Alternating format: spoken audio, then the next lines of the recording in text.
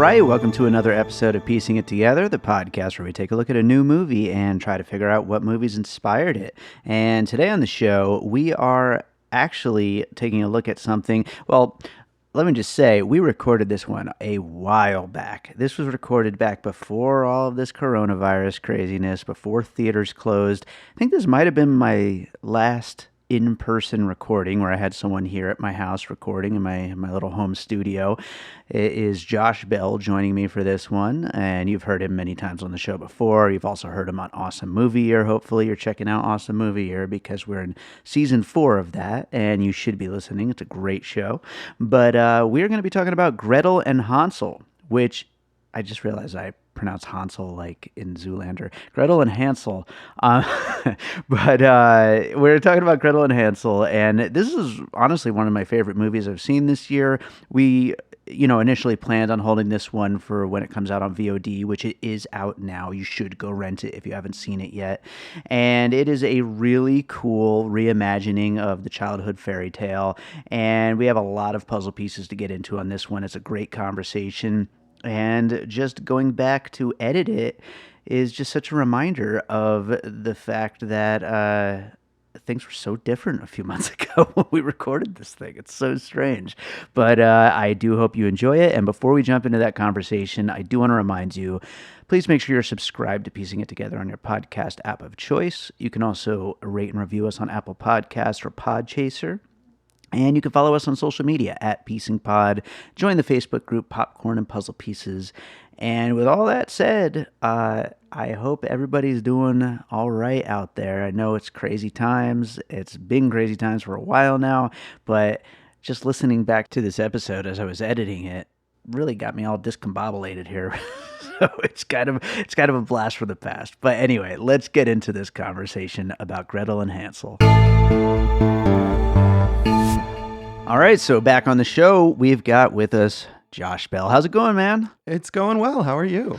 I'm all right. I got to tell you, I'm a little rusty. I haven't recorded one of these in a few weeks, actually. We've had all in the can episodes going up. It's like, do I still know how to do it? I'm pretty sure in the meantime, however, you've recorded dozens of episodes of other podcasts, so I think you're probably good. I've been a busy boy. Yes. Well, we are, of course, talking about Gretel and Hansel today. This is a movie that is now, as we're recording, still in theaters, but it'll probably be gone any day now, and we're going to be saving this one for the VOD release, which, if you're hearing this, it just happened. So I'm glad we're getting to talk about it, though. We were just saying just before we started, this is kind of a little under-the-radar movie. It didn't quite get the attention that it really kind of deserved, and so hopefully more people are going to check it out, and it's going to find that kind of a almost like a cult classic kind of thing, I'm thinking. Yeah, I hope so. I mean, I think that's what happened to the director, Oz Perkins' first couple movies, The Black Coat's Daughter and I Am the Pretty Thing That Lives in the House, neither of which were big hits or anything, but I think both have really built up followings on streaming and VOD and whatnot. And this movie seems like, even though it got a bigger platform to begin with, it was released wide in theaters. Obviously, it didn't catch on. And it seems made more for people discovering this wherever it ends up on VOD, or if something like Shudder picks it up. I don't know where it's going to be. I know those other two, I think, are on Netflix, so that always helps. We should touch on that before we get into puzzle pieces.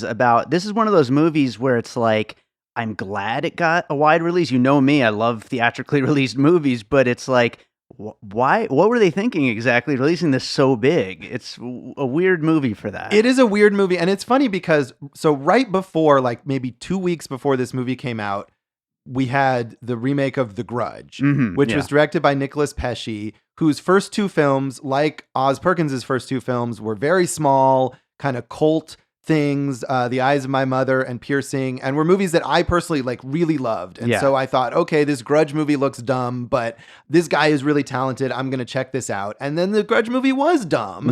It was totally a throwaway studio, ridiculous crap movie.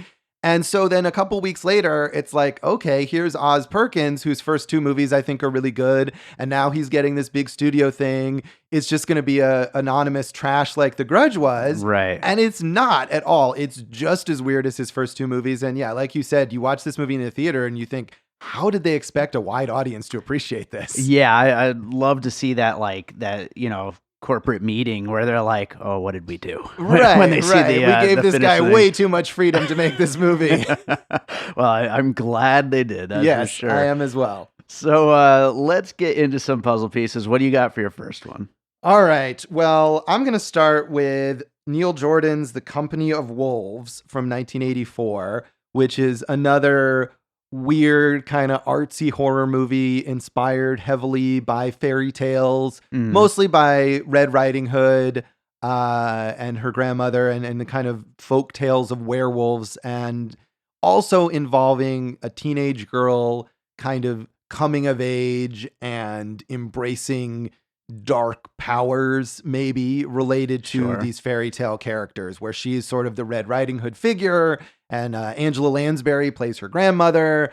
But it's dark and violent, and she herself eventually kind of becomes the wolf. Is that she, just like in Gretel and Hansel, where Sophia Lillis' character is becoming the witch in some way. Sure, yeah. This is a movie where Red Riding Hood becomes the wolf, and I think thematically it has connections, but also is a movie made by a very much like an auteur director who has his own weird vision, and I'm not sure if it was ever like a major release or what. It's very much a cult movie now. I don't think it's the kind of movie that would have, even with Angela Lansbury and people think of, Bedknobs and Broomsticks or something. Right. It definitely would not have reached a wide audience at that time. It's been a while. It was a movie that I saw on home video because I knew it was kind of a cult thing. And so I picked it up and watched it many years ago. It sounds cool. It is cool, yes. Yeah. It sounds like an interesting take, and especially that far back to be kind of going outside the box with these kind of fairy tales. Yeah.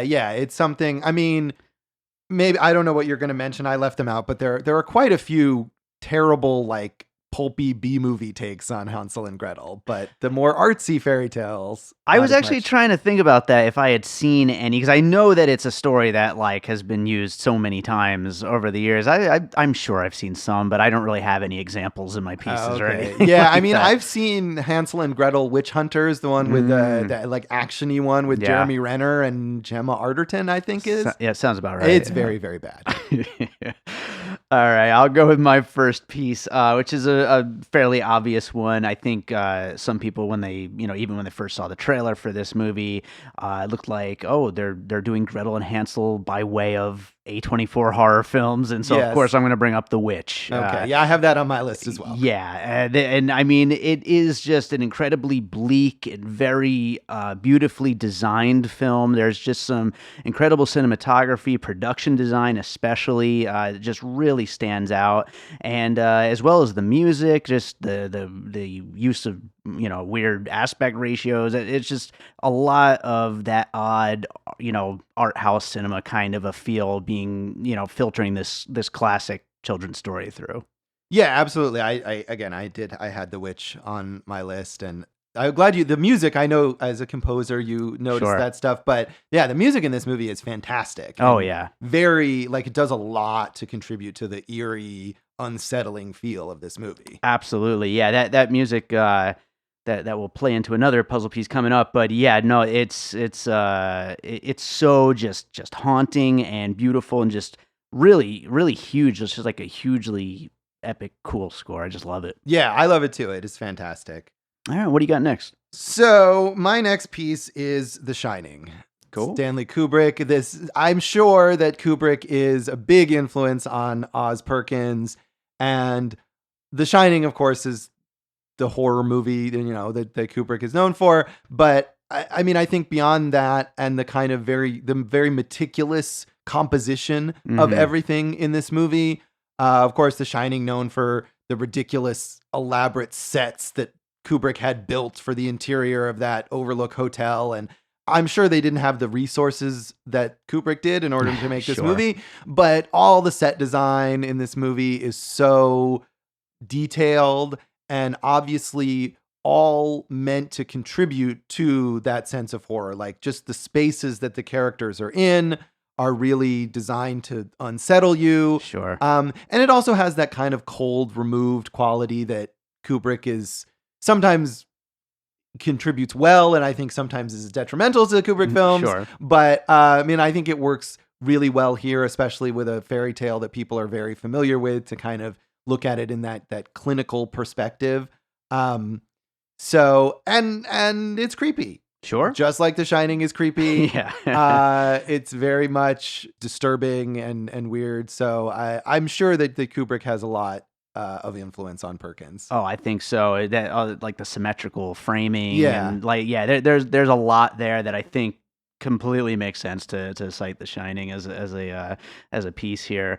So yeah, I definitely like that one. I'll go with my next one, continuing with those visuals, is The Cell, which I honestly, I barely remember if I even watched that movie. I just know the visuals so well, Yes. It's like just otherworldly, nightmarish visions and stuff like that. And, mainly when we're, getting some of the real trippy freak out stuff, we're getting a lot of stuff like that. Some of the flashbacks and the underground stuff with the young witch and stuff like that. There's some just really cool, weird visuals in there. And, speaking to that, your last puzzle piece there with The Shining, and then also with this one with The Cell, it's another thing that I'm just so grateful this was released in theaters, because I think all of that works so well when it's just big and, enveloping your vision that way, Yeah, absolutely. This is a movie that you want to be able to immerse yourself in and Definitely. to be able to go see it in the theater. Yeah, I definitely did see The Cell. I mean, I think I saw that in the theater, and it's one of those movies. The visuals are memorable and amazing. The story is not very interesting. And that's kind of, and actually Tarsem Singh, who directed The Cell, made his own weird fairy tale movie later, which was not very good. I think it's the one with Julia Roberts where they take on Snow White. That's called Mirror, Mirror. I'm not 100% sure about that. Yes, I think you're right. But he definitely directed one of those. And I remember going to see it and thinking, okay, this looks dumb, but he'll probably make it look really cool. And it didn't. I remember thinking, oh, the director of The Cell is making another movie. I should watch that. And then again, I don't remember if I ever saw it. So. Yeah, that one wasn't really worth seeing, I don't think. But it was another one of those. There was very much like that brief trend of like blockbusters based on fairy tales. And we had the Red Riding Hood one with Amanda Seyfried, and the Snow White and the Huntsman, and all of those movies are bad. That's an interesting thing that filmmakers, Hollywood, would take these classic stories and go one direction, which is just these big CGI blockbuster fests, and then go this other direction of just weirdly dark, creepy, freaky movies like this one. Yeah, and I think maybe at one point, I wonder if this was conceived to be more of that blockbustery version, and they hand it to Oz Perkins and he gives them this instead. Right. And good for him. I think that's awesome. Hell yeah. So what do you got next? All right. Well, speaking of adaptations of classic stories, it was not really a fairy tale, but it's kind of achieved that status. My next pick is Jan Svankmayer's version of Alice, Alice in Wonderland, which is a very disturbing, surreal take on that story, which, I mean, if you go back to the original Lewis Carroll version, is disturbing and surreal, but has become more of a cuddly kind of Disney version of it, with between the animated movie and, the later Johnny Depp. Speaking of turning these things into soulless CGI blockbusters.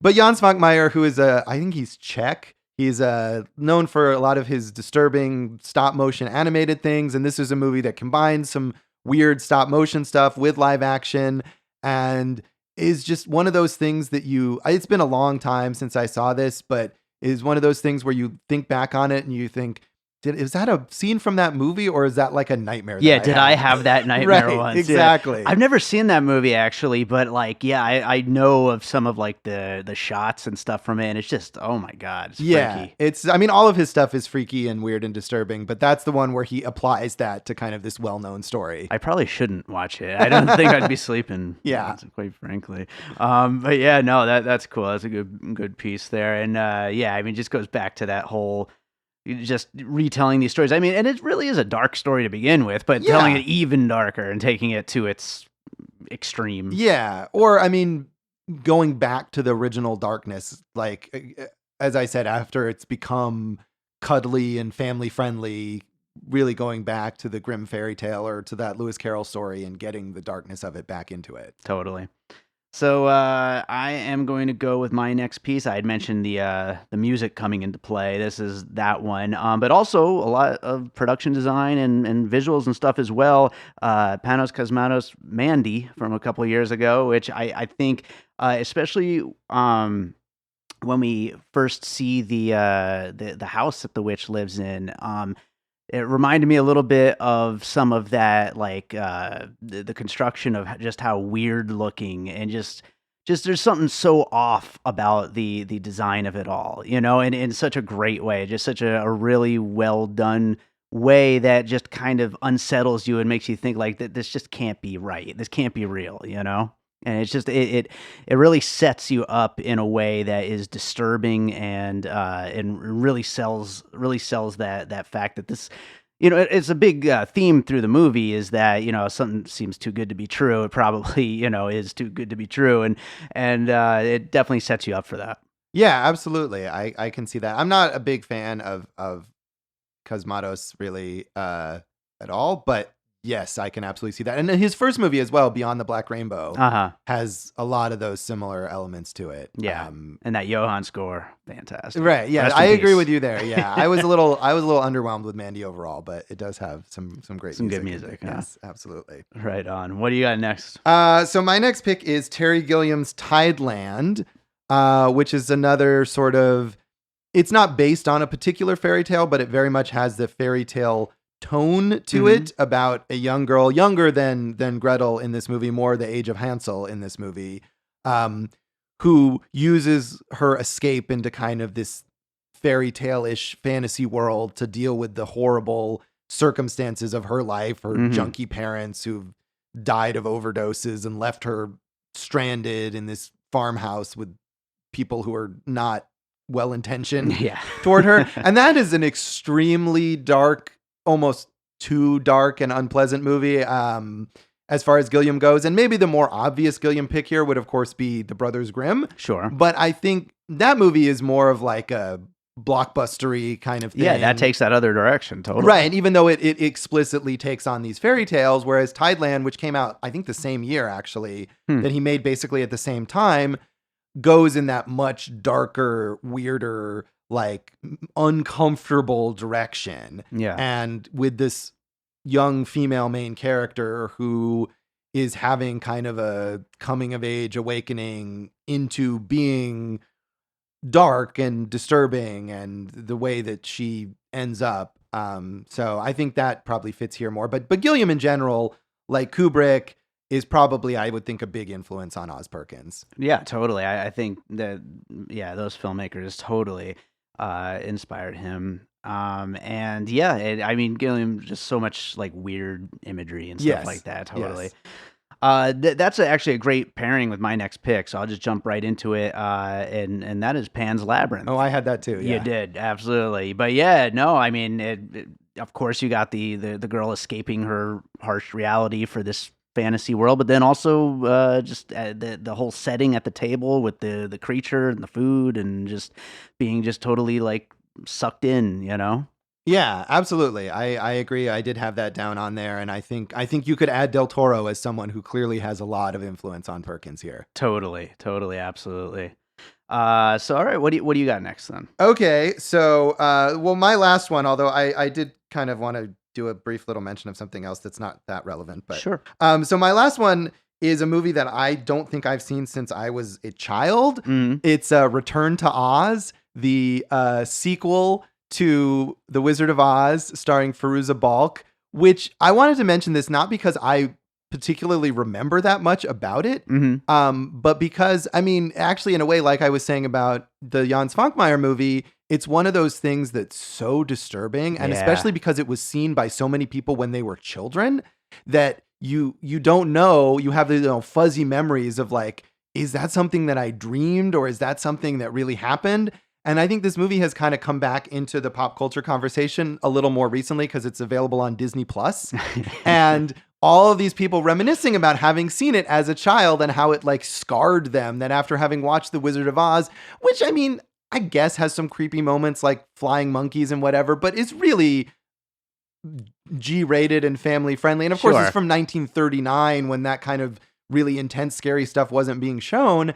And then fast forward to the 80s when they make this Return to Oz, and it's dark and twisted and scary. And I mean, it starts with Dorothy in like an insane asylum. Yeah. And just going from Judy Garland to Fairuza Balk as Dorothy. I mean, just right there is this darkness that comes up. So, I mean, that's also a movie that I think was not successful initially in theaters, but because it got rotation on like the Disney Channel and was out on home video, that so many kids were subjected to it and it like traumatized them. And I wonder if neglectful parents may think, oh, Hansel and Gretel, sure, I'm going to show this to my kid and just traumatize the hell out of them. Oh, yeah. Or daughter's going to have some kind of awakening or something. That, too, is quite possible, yes. But, yeah, no, I remember when, I think it was it the 80th anniversary of Wizard of Oz? Yeah, that was recently. It just came out. And, yeah, I remember there were some articles that were just talking about, that you remember Wizard of Oz, but do you remember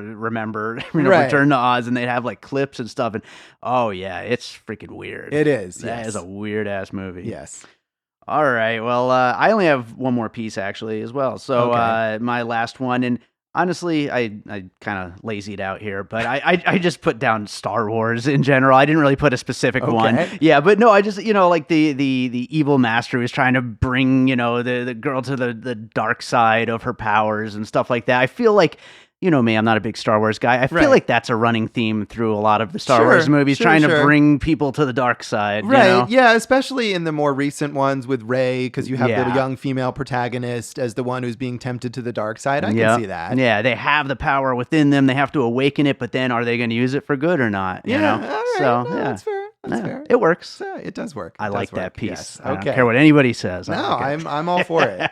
I just wanted to quickly mention Star Trek First Contact. Oh, so we can so get we got Star Wars, Trek we got Star Wars. Trek. Beautiful. Not that necessarily as a movie has much to do with this, but I was just thinking of Alice Krige's performance as the Borg Queen in that movie, and there's a lot of that in her performance as the witch here. Yeah, I haven't seen that since it first came out, but I completely forgot that was the same person. But I'm totally picturing her right now. It's exactly, I totally see it. Right, and a lot of what she does in that movie is trying to seduce someone to the dark side, getting them to join. Picard is resisting his Borg influence, and she's trying to draw him in. So even though overall that movie has nothing to do with this, I think maybe there's a little Borg Queen in Alice Krige's performance here. It works. I like it. Absolutely. Right. But yeah, no, I love her in this so much. She's just so much fun. Like, it's early in the year, but she's like the early, like, small indie film performance that I'm like going to champion through the rest of the year. You know what I mean? Just be so excited about. Yeah. I mean, and Sophia Lillis, who we haven't really mentioned much, who plays Gretel, she's also fantastic in this movie. Excellent. Yeah. I mean, she's been great in so many things lately. She's got so much ahead of her. I think. She really does. Yeah. All right. Well, let's do the finished puzzle, and then we'll get into some closing thoughts on Gretel and Hansel. Finished puzzle includes The Company of Wolves, The Witch, The Shining, The Cell, Alice, Mandy, Tideland, Pan's Labyrinth, Return to Oz, Star Wars, and Star Trek First Contact. Quite a list there. Yes, absolutely. We got we got some really creepy shit, and then we have some of the biggest movies ever. There you go. Yeah. There you go. Big, interesting mix there. Other closing thoughts. I mean, one thing that I just got a really big laugh in an otherwise super bleak, although it was, darkly comic here and there, but when she sends Hansel off on the horse at the end, that just kind of gave me a laugh. I just thought it was so funny, just like, and just head off into the woods, this little boy on a horse. I just thought that he's gonna go find the huntsman or whatever, and they'll take him in, and he'll be fine. Yeah, he'll be fine. That kid's, I mean, he can't do any worse than where that's true. Yeah. I mean, he almost got etten, so really, it's everything's just uphill from there. I don't know. That just made me laugh. I love that. Another thing that I was going to mention, stroking the staff was a nice little metaphor there. Sure, yes, pretty obvious one, yes. But but it works really well in the themes that are being explored here. I thought that was pretty damn good. Right. And then my last little closing thought was just a killer death for the witch, with the burning alive and then the head getting chopped off. Fantastic. Good stuff. Yeah. There's a lot of good, great imagery in this movie. One thing I like too when I think a lot of like horror movies do this, where they can make food that's really enticing look like repulsive, even though it looks the same, but you just like get the sense of it being like sort of overripe and nasty. And there's a lot of that in this movie. I mean, I think it's a good movie, and as I said, I was kind of wary going in. I wasn't sure how this would turn out, and I enjoyed it quite a bit. I don't know, it's close to my favorite movie of 2020 at this point. Not that there's a lot of competition for it. I hate to even admit this on the podcast right now, but right now it's this and Sonic the Hedgehog for me. Ooh, talk about horror. Sonic the Hedgehog. I have seen some other movies that are better than Sonic the Hedgehog. Well, I'm counting Portrait of a Lady on Fire as a 2019 No, movie, and that's correct. That's correct. No, I mean, I hope that if it's out on VOD now, that people will come to it, especially people who are horror fans who maybe thought, oh, do we need another one of these dumb fairy tale movies? Like, it's not just that. It's not Hansel and Gretel Witch Hunters. It's really well made. And I also hope that this wasn't Oz Perkins' only shot to like make a big movie, that just because this movie didn't become a success, that he'll still get a chance to make more stuff, because I think he's a really great voice. And if you see this movie, go back and watch I Am the Pretty Thing That Lives in the House, watch The Black Coat's Daughter. Both of those have very similar, eerie, unsettling tones, and great performances from their lead actresses, from Ruth Wilson in I Am the Pretty Thing, and from Kiernan Shipka in Black Coat's Daughter. So yeah, I like this movie, and I hope more people see it. Yeah, I think it's great. I really hope it gets a little bit of a cult following now that it's going to be out on VOD. Absolutely. So, all right. Well, I think that about does it. Josh, is there another movie you saw recently you'd like to recommend? Well, I was going to recommend a TV show, all right, if that's okay. We're making up our own rules here. Well, that's I feel fine. like it's happened here before. Go for it. Well, because we talked about Sophia Lillis and how great she is and how much good stuff she's done recently. Of course, the It movies, and she's great in those. But I really enjoyed the Netflix series I Am Not Okay With This, which is almost a movie because it's so short. It's like 7 20-minute episodes.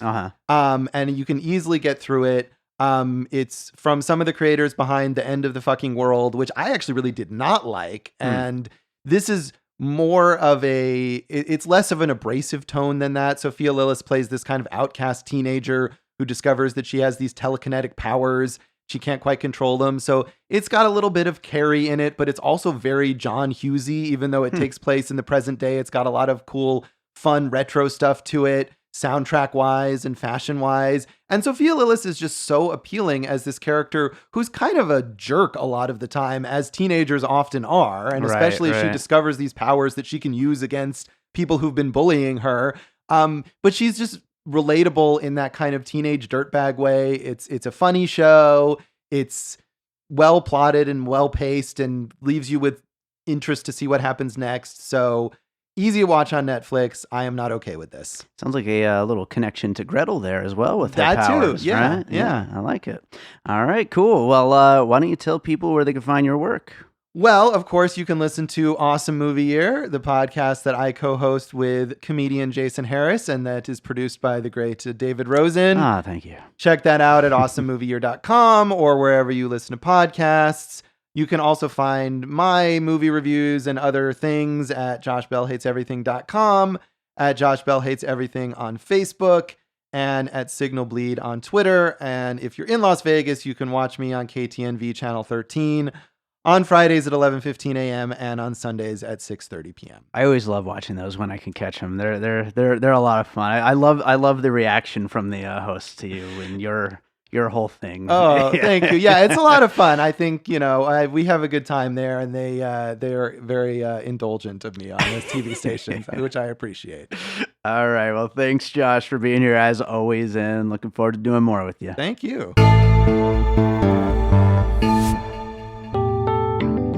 Hey, I'm Josh Bell. I'm Jason Harris. Hey, Josh, we're friends in real life, but we're also co-hosts on this new podcast called Awesome Movie Year, where we take a look back at an awesome year for movies and do a deep dive looking at movies including the Best Picture winner, the biggest movie at the box office, future cult classics, and more. Including the biggest flop. And this season, we're doing 1994. You can find us wherever you get your podcasts. That could be Apple Podcasts, Stitcher, or Spotify. We're all over the web as well at Awesome Movie Year on all the socials and awesomemovieyear.com. So please like us, subscribe, and if you do like us, give us a 5-star rating because we love you.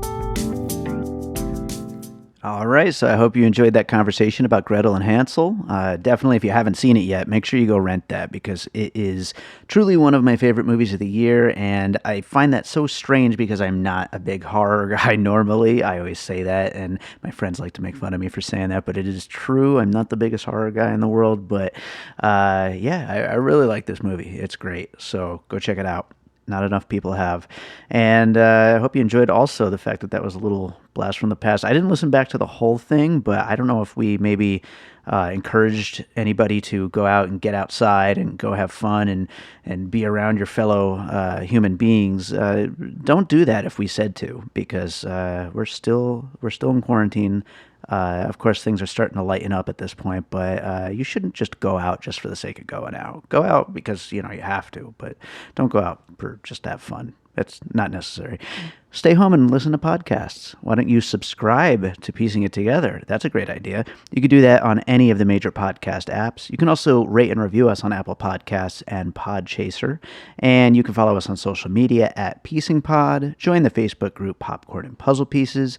And you know what else you could do? You can sign up for our Patreon, where this episode has actually been sitting as an advance thing for a while now. So some people, a few people who are already members of the Patreon, they have listened to this one already, but you're only getting it now because you weren't already signed up. So go check out patreon.com/piecingpod. You can sign up. There are a bunch of advanced episodes that are available there, and we're going to be adding more and more bonus content as the year continues. If the year gets, any kind of normal, then we will definitely record a lot of new content. For now, we'll just record what we can and get it up there, and we appreciate your support. So I think that does it. Let's close this thing out with a piece of music, as we always do. All right, this will be a good one. This is a horror track from a film called Daisy that I composed the score for, and Daisy is one of the films directed by Chris Johnson, so the soundtrack is included as part of the extended tracks of Beater Original Motion Picture Soundtrack, my newest album. So I am going to play one of those tracks from Daisy, keep within the horror mood of Gretel and Hansel, and I think I will play the track called She's Coming. That definitely fits with the witch in this movie. So let's play She's Coming, and we will be back with more Piecing It Together coming up next week.